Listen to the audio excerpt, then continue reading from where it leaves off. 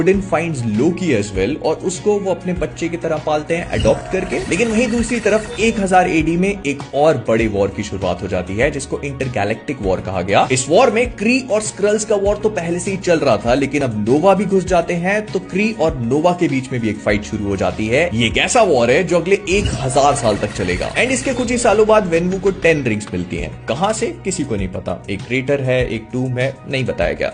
उसी का इस्तेमाल करके वो अपनी डोमिनेंस को एस्टैब्लिश करता है और साथ में बनाता है 10 रिंग्स नाम की एक ऑर्गेनाइजेशन भी। इसके बाद 1571 में जो अटलांटिक के पास वाइब्रेनियम गिरा था, तो वहां के लोग जब स्मॉल पॉक्स से मरने लगते हैं तो एक प्लांट को इंजेस्ट करते हैं जो समुद्र में उगता है और उससे उनकी स्किन का कलर चेंज होने लगता है, गिल्स डेवलप होने लगते हैं और वो समुद्र में अपनी नई जिंदगी को बसाते हैं। लेकिन इसी समय पर फेन नाम की एक प्रेग्नेंट लेडी को भी उसे मजबूरन कंज्यूम करना पड़ता है, जिस वजह से उसका बच्चा पानी में भी सांस ले सकता है, जमीन पे भी ले सकता है, स्लोली एज करता है, उसके पैर में पंख है तो वो काइंड ऑफ हवा में उड़ भी सकता है और वहां के लोग उसको कुकुलकान कह के बुलाते हैं, उनका राजा। बट इसके कुछ साल बाद 1631 एडी में जब कुकुलकान की मदर की डेथ होती है तो वो उनको बरी करने के लिए लैंड पे जाता है and that is where he finds the war. जहां पर एक तरफ वकांडा वालों ने सोचा कि हम लोगों की चीजों में इंटरफेयर नहीं करेंगे, वहीं दूसरी तरफ कुकुलकान और उसके जितने भी तलोकन के वॉरियर्स थे वो उस वॉर में इंटरफेयर करते हैं और उसे देखकर एक स्पेनिश प्रीस्ट कुछ नाम देता है जो उसको स्टिक कर जाता है और वो अपना नाम नेमोर रख लेता है। इसके बाद 1693 में अगाथा अपनी माँ और बाकी सारी विचेस को मार के उनकी पावर्स को एब्जॉर्ब करके वहां से कट लेती है। उसके बाद 1712 में सिफ और लोकी के बीच में कुछ कांड होता है जो लोकी के लिए एक मजाक था लेकिन सिफ के लिए काफी सीरियस चीज, और इस बात से नाराज होकर सिफ लोकी को गलत जगह पे मारती है, जिस पूरे कांड को टीवी वाले